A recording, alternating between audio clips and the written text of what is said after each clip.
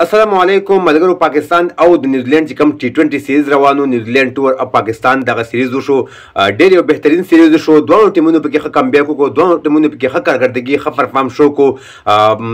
اخري میچ سکور کارډ سره شریکوم، پنځم T20 میچ بهترین پرفارم شو کو. ټول پاکستان ټیم دغه میچ پاکستان په سره کوم په کومه طریقه باندې وکړو او په دې میچ کې مهم کردار چا ادا کو په بولینګ کې، او پلیئر اف د سیریز او مین اف د میچ په دغه T20 میچ کې یو پلیئر راغلی دی.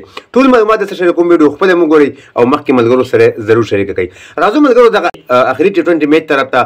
نیوزیلند ټیم ټاس وګټو، پاکستان ټیم ته د بیټینګ دعوت ورکو چې پاکستان ټیم بهترین پرفارم شو کو. د بابر اعظم د بیټینګ په وجه باندې چې بین 8 سکور وکړل، صرف او صرف په 4 باندې باندې فخر زمان پکې 10 وکړل، عثمان خان پکې یو 10 وکړل، سایم ایوب پکې یو سکور وکړ، افتخار چچا پکې نه چلیږي په دغه T20 سیریز کې ښه پرفارم نه دی کړی، شپږ سکور وکړل، شاداب خان 15 وکړل، اماد وسیم 4 سکور وکړل. په دې ځای پاکستان ټیم ورکو هدف نیوزیلند ټیم ته 128 سکور وکړل، 109 سکور هدف شو نیوزیلند ټیم ته. نو دغه هدف چې ډېر غټ هدف وو، پاکستان بولینګ هم بهترین بولینګ وکړو. د پاکستان بولینګ سیټ ټکرار شو، شهنشاه افریدي کوم چې لیفټ آرم فاست بولر دی، بهترین بولینګ یې وکړو.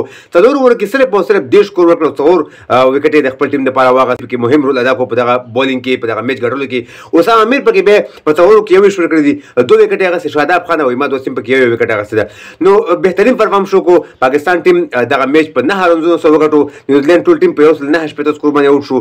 مین اف د میچ چې کوم دی هغه شهنشاه افریدي راغی، او پلیئر اف د سیریز چې کوم دی په ټول سیریز کې چې کوم بهترین پرفارم شو کړو، بهترین بولینګ کړو، هغه هم پکې شهنشاه افریدي راغی. دغه د 15 T20 میچونو کوم سیریز یو هغه اولنې میچ ډرا شوی او وروستي 2 میچونه چې کوم 2 پاکستان وګټل او 2 نیوزیلند وګټل. دغه سیریز د 2 سره برابر شو، یو میچ پکې د باران د وجې خراب شو.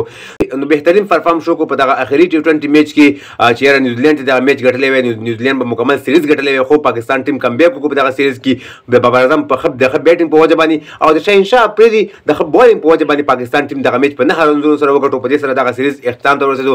نو پاکستان کرکټ فینس چې څومره هم دي هغه ته دغه سیریز ډېر مبارک وي، او خاص کر شهنشاه افریدي مینوال ته، بابر اعظم مینوال ته چې هغه پکې یو بهترین پرفارم شو کړی دی. که تاسو هم د پاکستان په دغه میچ باندې په دغه ګټه باندې خوشاله شوي وي، بابر اعظم په ښه پرفارم باندې خوشاله شوي وي، د شهنشاه افریدي په ښه بولینګ باندې خوشاله شوي وي، نو دغه ویډیو سره لایک هم کړئ او مخکې ملګرو سره ضرور شیر کړئ. زموږ یوټیوب چینل سره هم سبسکرایب کړئ او زموږ پیج سره هم فالو کړئ د نور تازه معلوماتو لپاره. نو خو لرئ د الله په امان.